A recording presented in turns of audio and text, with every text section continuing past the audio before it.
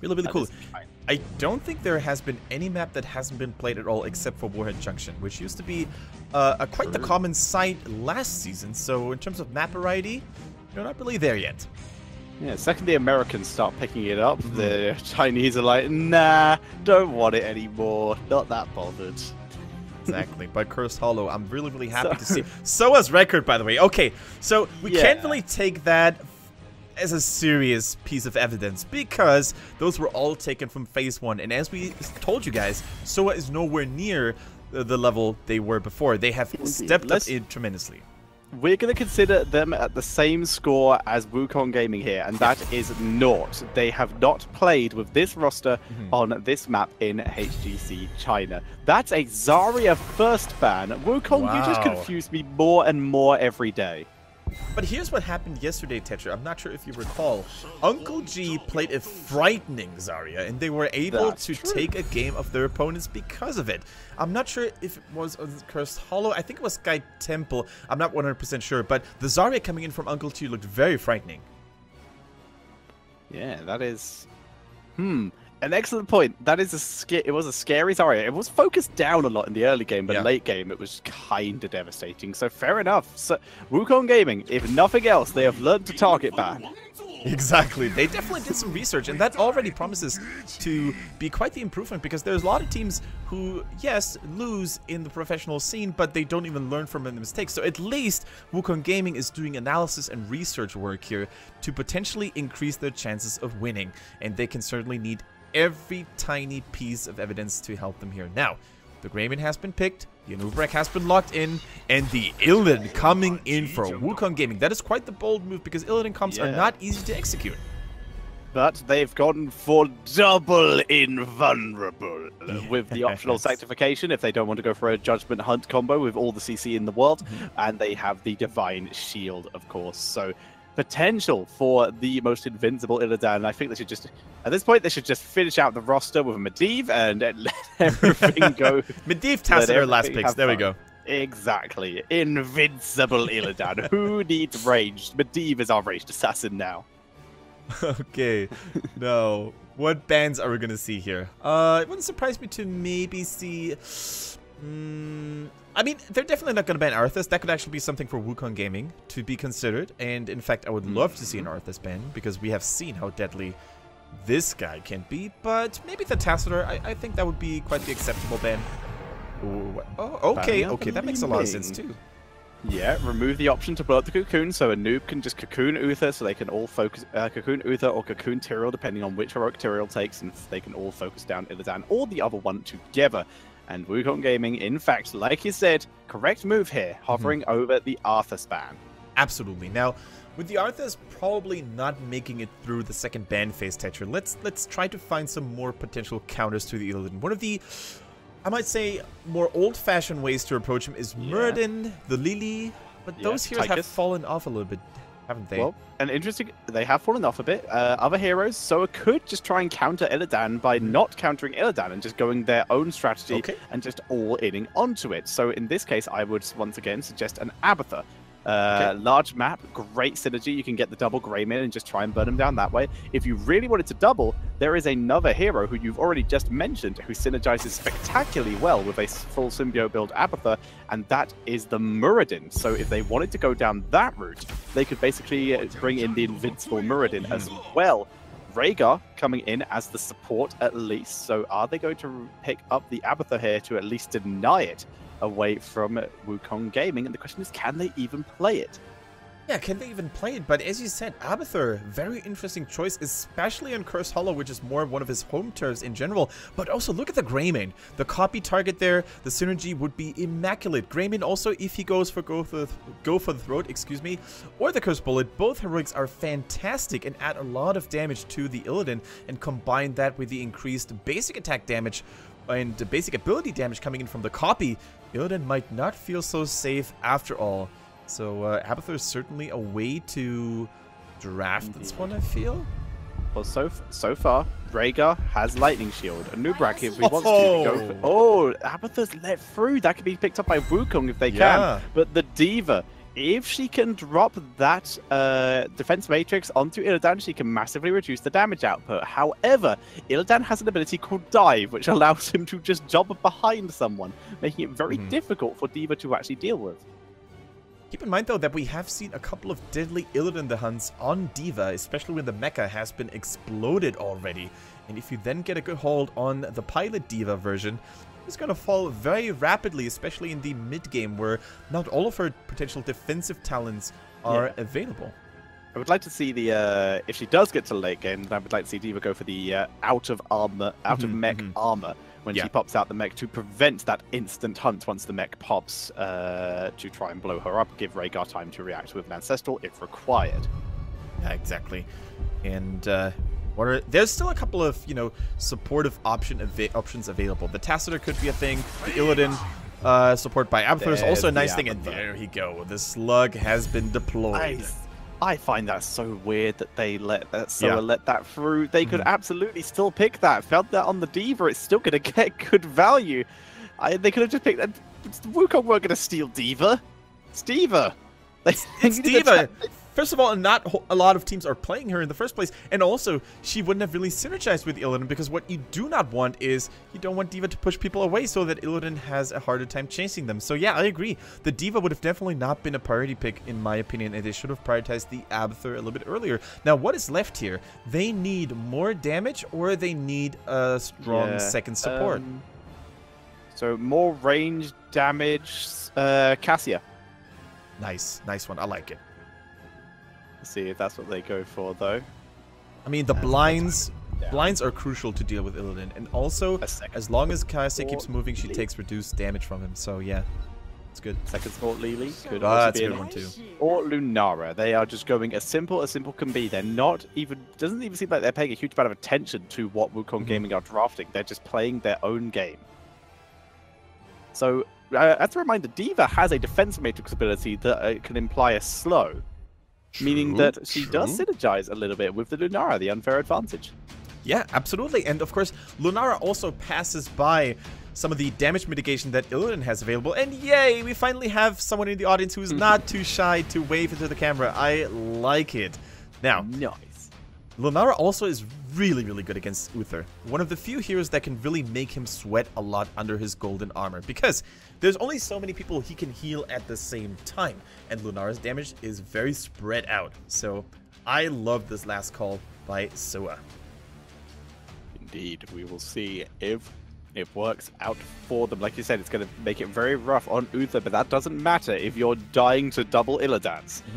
And they avoid this, or at least one Illidan wearing a very fancy hat. So, map is going to be Cursed Hollows. Globals, let's count them. I believe 1, if you count Illidan.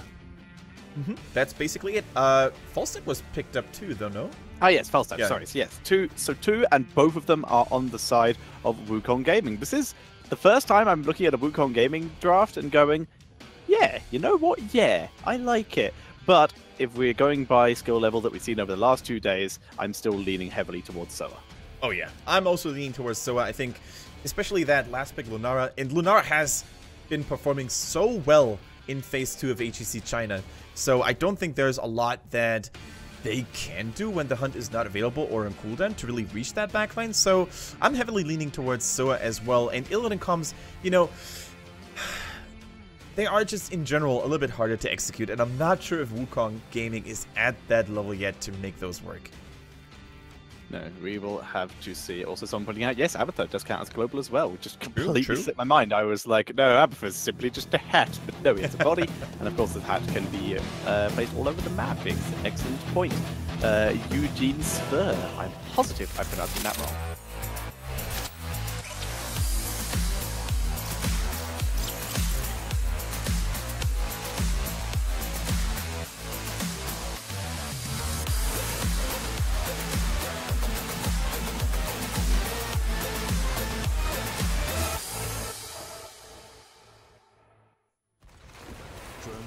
Alright, ladies and gentlemen, we have a game, a new series at our hands here. We've got Wukong Gaming against their rivals from SOA. Now, we have Ailing on that Illidan. We have Lao Hu on Falstad.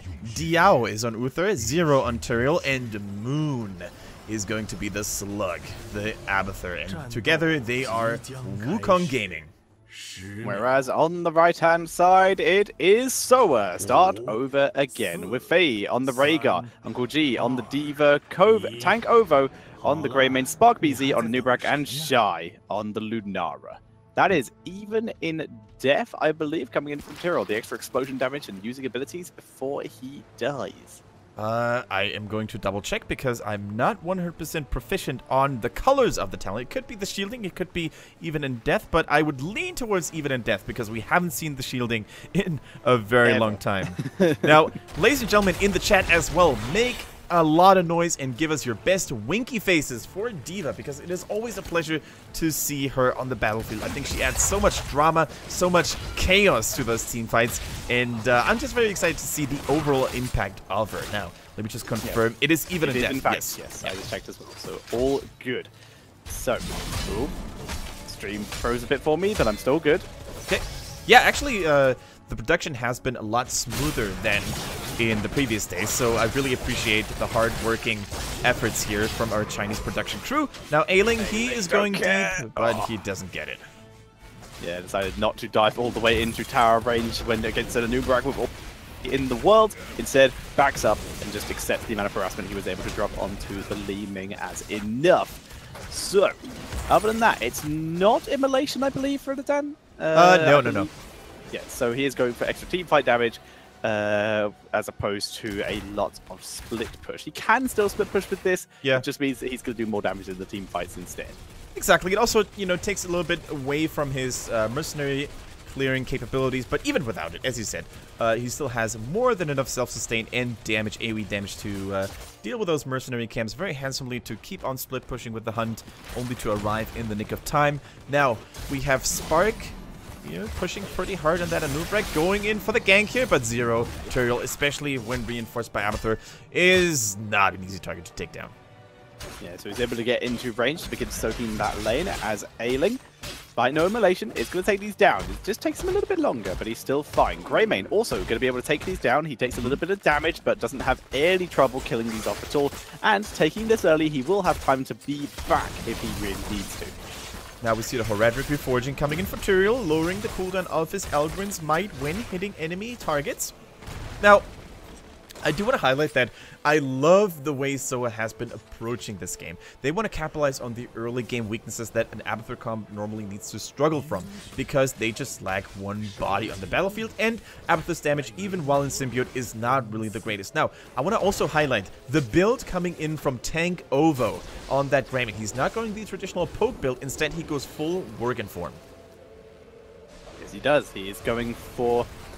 he can play this build from range as well, depending on if he takes this Quicksilver Bullets at level 7. This build just allows him a bit more viable. He's just not going for the cocktail builds. This is still viable to be both of them. Illidan moving in, gonna try and harass onto that. Run away, Moon!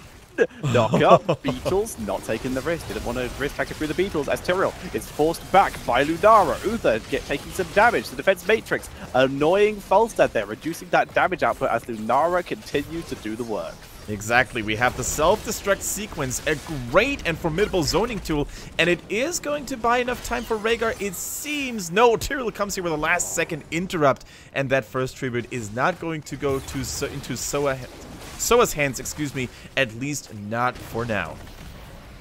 They, with the Lightning Bond, able to, or the Lightning Shield in this case, just has the Lightning Bond talent, able to deny one more time. Illidan diving in deep. Diva trying to disrupt with the knockbacks as Illidan goes in. But Shy already behind the wall, and Illidan is able to be killed off. And SOA still playing a little bit further back, focusing onto Tyrael, making sure that they don't get killed off. Can he get someone? He thought he could find Lunara. Yeah. Too far back.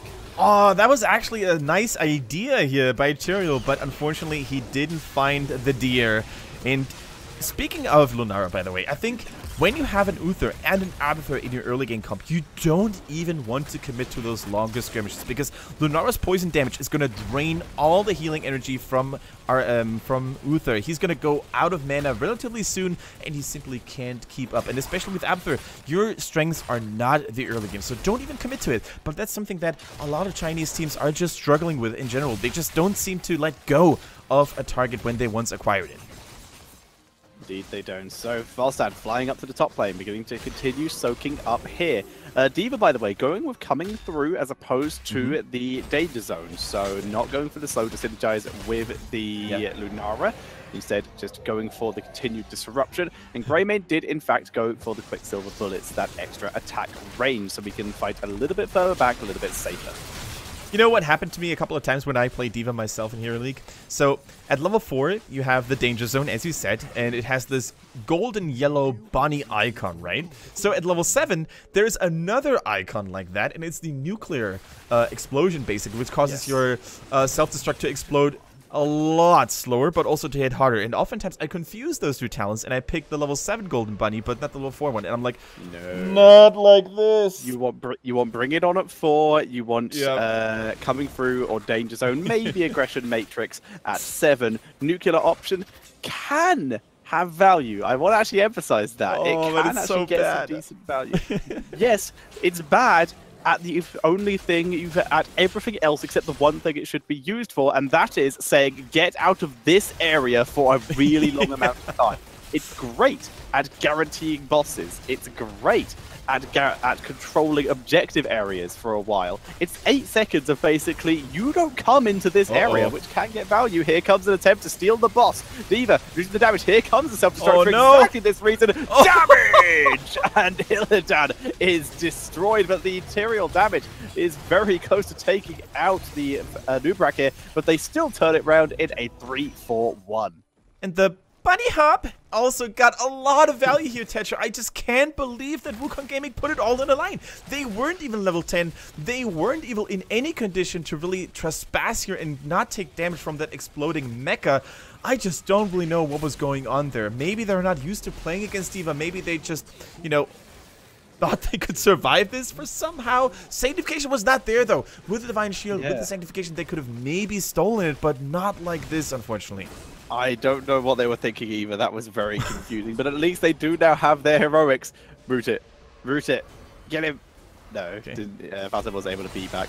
Boss will continue pushing up a bit. A little bit of a stun onto Tank over there, but he's able to escape. And D.Va, nice denial there onto the objective, reducing the damage output from behind and causing so much disruption, so close to a self-destruct. But D.Va is kicked out the mech. Illidan is getting focused down, but he's got so much health left. Double protection and Divine Shield at the same time, but it's still working as Illidan does what he does best. He cleans house, exactly. Oh my god.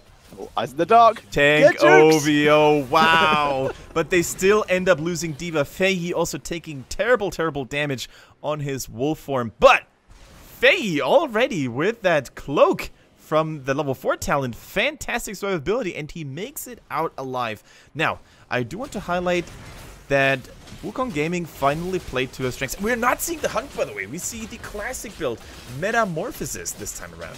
Yeah, 100% survivability, Sanctification, Divine Storm, Metamorphosis. I mean, if you're not very good at staying alive, or you're not as good as your opponents at staying alive and winning team fights, you might as well make yourself as hard to kill as possible until they make a mistake. Yeah, and did you really see how the entrance to healing did not trigger at all? Well, it did trigger, but it went through, and it actually applied to a full health D.Va pilot mode, so that was really, really cool to see. Indeed, that's cool to see how that interrupted. Good Mighty Gust to try and zone out, but the Bunny Hop, so much value, so much. What's D.Va? Can you imagine when D.Va gets unfair advantage? That's going to be crazy. As Illidan getting he's completely separated from his team. Uther is nearby. 8 seconds till Divine Shield. Illidan getting near the wall. Uther's just abandoned him, and Illidan gets taken out. Divine Shield was still up for another couple seconds. So we do see more kills. SOA taking the kills back and now going in to defend the boss. And ladies and gentlemen, this is HGC China in a nutshell. Remember how they like team fighting? Well, you can see it in the frequency of which team fight, like all-in team fights happen here all the time. One team fight was won by Wukong Gaming. Well, couple of seconds later, we have the same situation, and SOA takes the lead with another marvelous bunny hop. And you brought up a very good point, Tetcher. The synergy between bunny hop and the unfair advantage at level 13. What level's unfair advantage? They did. Did you go for it? Yeah, that's a giant killer. So they had the option for the synergy and decided, nah, and instead going for some tank killing against the single tank without a huge amount of hit And they have a slow totem too, and the slow by better barbs on a Nubrek. Why would you go for those talents if you don't make use of it? I don't actually know, but I don't know. We just have to China for now. You know, it is China. As SOA continue to push in with this curse, they've already taken down the mid fort. Top fort died to the boss far earlier, but some siege giants are depushing that lane, so they don't have to worry about that as much. A bunny hop available in 10 seconds from now, so SOA needs to wait out a little bit longer until they can once again unleash their fearsome wombo combo. Uther, man, you're taking a lot of damage there, buddy, for no apparent reason. Tyrael diving deep, bunny hop is dropped, trying to bait out the sack. Ancestral lands, Gust is used, so now Diva's able to drop the self-destruct with no sanctification to worry about. Zoning out everyone from Illidan, who metamorphosizes directly onto the self-destruct point, timing it perfectly to dodge. Yeah, that was a nice dodge, because otherwise he would have taken the maximum amount of damage possible, because the closer... Oh my god, Tyrael is not going to make it, it seems! Oh. Tyrael damage was so high there as Illidan tries to get onto Greymane, but he's able to get out of range. And it's just Falstad and Abathur left surviving. So many members of SOA were dropped so low in that fight, but they're still able to take a 3-4-0 fight. Yeah. And someone mentioning that maybe the Giant Killer ignoring the armor of Uther might make it value. I would argue that the poison damage is still a bit more worth because the armor expires. The poison damage usually outlasts it. And it can also be applied to multiple targets. One cannot forget about that. The Giant Killer, true, it ignores the armor. That's actually a legit point by itself, but it can only be applied to one target because there's no hero in the game currently that can multi-attack with his basic attacks or her basic attacks. But I would have certainly liked to see the unfair advantage, but you know, it's not like Giant Killer is the worst option of them all. It's certainly a legitimate way to deal more target damage on a single target, and of course ignoring the armor. That's a very legit point. Indeed, there's a slight bug with the UI there due to Diva missing from it in general, so slight issue there. But either way, still fine as SOA begin taking this boss pretty easily. No congestion, no issues, it's just theirs. Exactly, and keep in mind that the top lane has been kind of exposed already. No Ford any longer to really stop the boss from pushing in the early stages. Instead, Wukong Gaming, they're focusing on trying to get some value elsewhere, which I like. They're taking down the bottom fort, gonna give them a huge chunk of XP towards that level 16. And now, what I really want to see here by SOA is they've got all their heroic abilities ready, right? So they go in with the Anub, they cocoon one, and follow up with another bunny hop immediately, and then just snowball from there with the boss as well. I think they have all the tools available to take down this keep. Well, the gate is down, so they have an entrance. Now self-destruct is ready as well, so they have everything they need. They move in. In comes a noob. Where's the cocoon? Not dropped yet. Nice gust for the disengage. They haven't baited down Divine Shield or Sanctification yet, as the keep still has quite a lot of health. Yeah, and they're gonna wait for the self-explosion until the boss is about to die so they can get those last ounces of damage going. If they actually plan on using it, the gust is out, so the mech can't be actually pushed back while the self-destruct sequence is active. But it looks like they're saving it for now. They're taking this mercenary camp. They could have maybe taken it earlier to apply some additional pushing pressure, but, you know, just take it away from the enemy team. Always nice, because especially Illidan is so quick at taking those. Yeah, very nicely done by SOA, guaranteeing the keep. Weren't able to find the kills that they might have also been looking for, but they still put themselves in a great position with that keep down. They're also going to begin their journey towards their next curse with their first tribute of their second rotation. Yeah, this boss already looked scary on the top lane. Now imagine the next one to respawn without a keep even stopping it. So there might be a winning condition right here, right now for SOA if they once again unlock that top boss. It's going to take a couple of minutes though to respawn, so it's not an immediate threat that Wukong Gaming needs to worry about. Tetcher, we talked about this. Yeah, exploding mines, really good. Now, we talked about this double invulnerability here with Sanctification and Divine Shield. So far, it has only worked once. What is your take on this combo so far? Never mind, hold that thought. Oh, Diva holding on the holy ground, keeping it alive, holding the point, standing on it, and Noob's holding it. Here's the self-destruct, and the Divine Shield, though, is landed this time. keeping them alive as here's the gust. Bunny Hop, though, makes D.Va unstoppable, so she's able to keep everyone delayed, while Illidan is once again focused down, slightly separated from the team, but they're moving on to him. Illidan dropping so low, sanctification and divine shield already used, but he's still alive! Going for Tank Ovo. No way. The backline, the poison ticks on him with the stun from Manubrak. They're able to finish him off, but now Greymane is in danger. He's dying to Uther. He will lose this 1v1. He's able to break away. Don't get hit by the from Spike. He dropped so low, but he's finally able to survive there. I don't know why he went back in. His allies could have dealt with that. He just gave more Spike targets and then he killed himself. Because swag. That's probably the reason why he went back in. It was so close. Many people, like, when you were so low, you forget about Abathur's damage with the spike and, of course, the symbiote damage in general. Man, that couldn't have been any closer. But big shout out to Wukong Gaming's Illidan player.